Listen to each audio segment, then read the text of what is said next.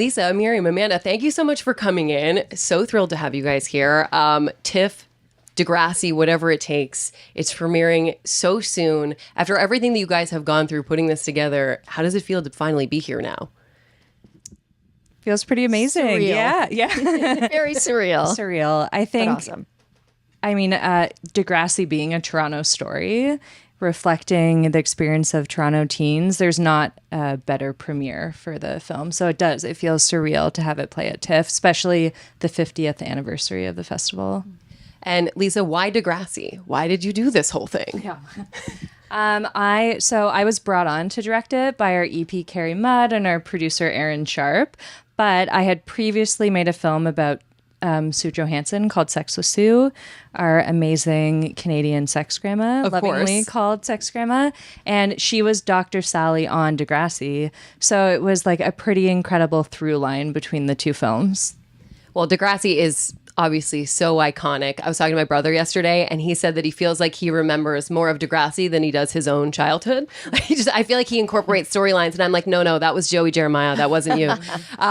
But when you guys were looking at the scripts, was there ever a moment when you're going through it and thinking like, I can't do that?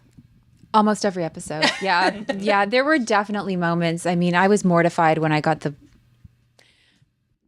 You can say it. the blowjobs for Bracelets episode, and that was a real double whammy that year because I was also in a film that we were just chatting about called She's Too Young, where unfortunately my character got an STD. Of course, I'm this innocent little girl. I'd never done anything in my whole life, and here I was depicting these things on screen. So that was definitely very mortifying for me.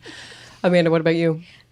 No. Quick answer. Like any storyline I got, I never had one like potentially you have where I was always very excited. You know, when we first started the show, I didn't have a character, right? So having a few lines and being in a storyline, I'm like, I'll do anything. I just want to have lines. Well, and this response for you for having a baby on the show was so huge. So how did that feel at the time?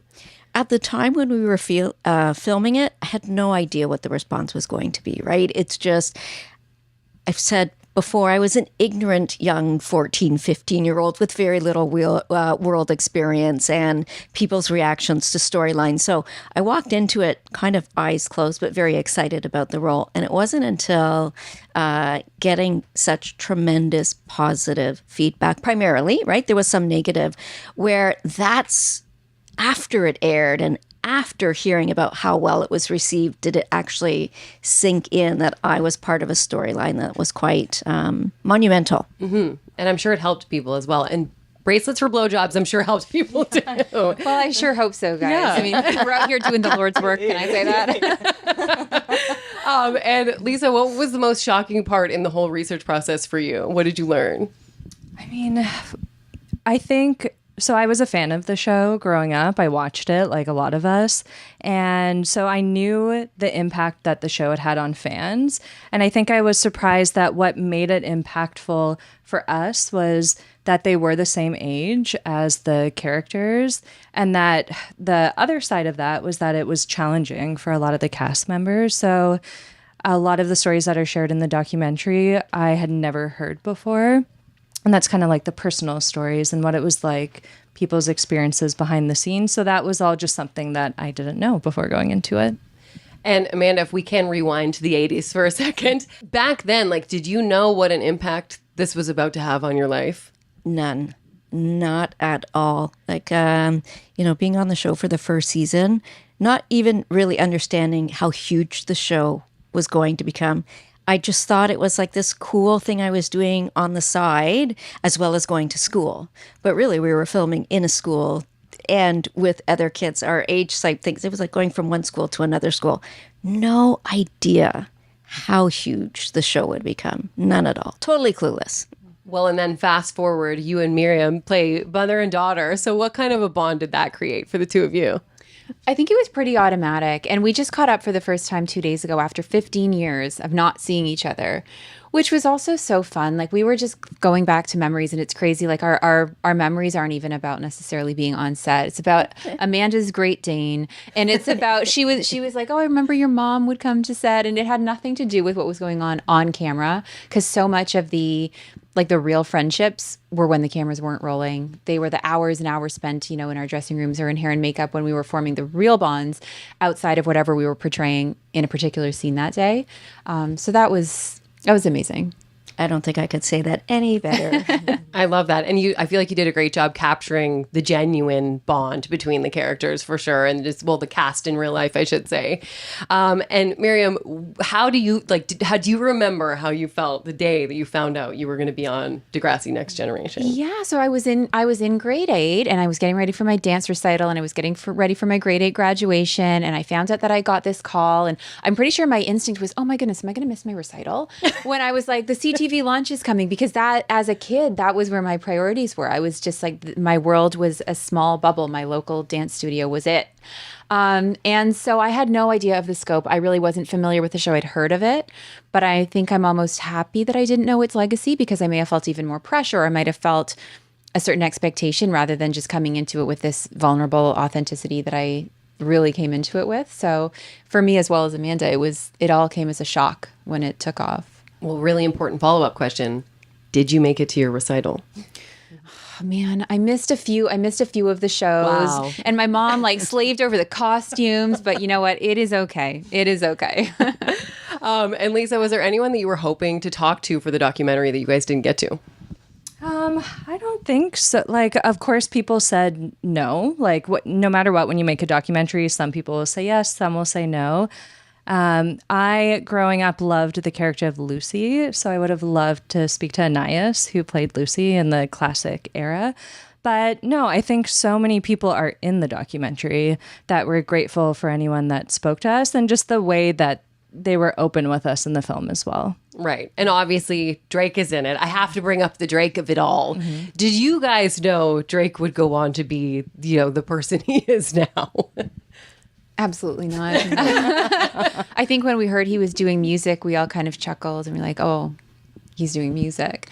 And then now he's really, really doing music. So we're all eating our words, that's for sure. And I'm so excited for people to see the documentary. It's so good. Such a fan of Degrassi, I loved seeing the things that I didn't know. But I think the main thing, too, is that it's such a big part of Canadian culture, but it wasn't perfect. And, you showed that, and you showed that there was so much more to it behind the scenes that we didn't realize. And I feel like we got to have a better glimpse of you guys behind the scenes as well, and what it was like for you. So, of course, there is the lawsuit now from the co-creator of Degrassi. Can you speak to that or no? No, I mean, what I can say is I wasn't there or part of it, and it's been resolved. So we are just excited that we're moving forward with our premiere and excited to share the film with everyone. Absolutely.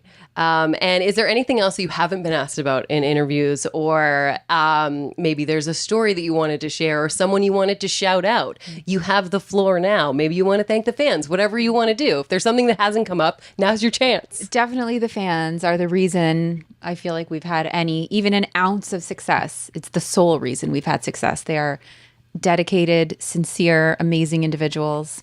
So thank you to them. Mm-hmm.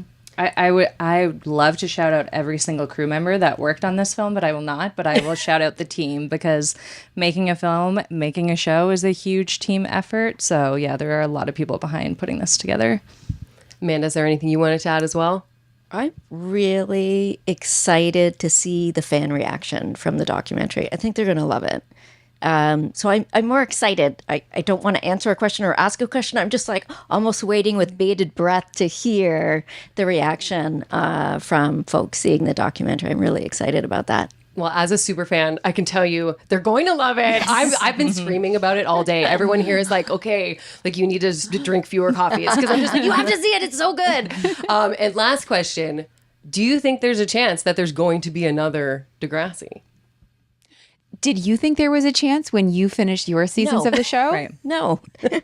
However, now, 4 iterations later? I don't know. I feel like I dropped off the planet for the last 20 years. When it comes to Degrassi, it's almost like you never know. Right? You just never know. It is one of the questions that we asked everyone in the documentary, that it hasn't made it in the documentary, but do you think there could be another iteration? And because Degrassi was able to capture that teen experience over 4 decades, everyone's answer was yes. So, yes. So if it's not in the works, I'm going to start the petition. I'll send it around to you guys. You can all sign it too. Okay, great. Even though I don't think it'll take that, because I also think the fans are going to be begging for it now that they see the documentary. So thank you so much for coming in, you guys. Thanks you so much.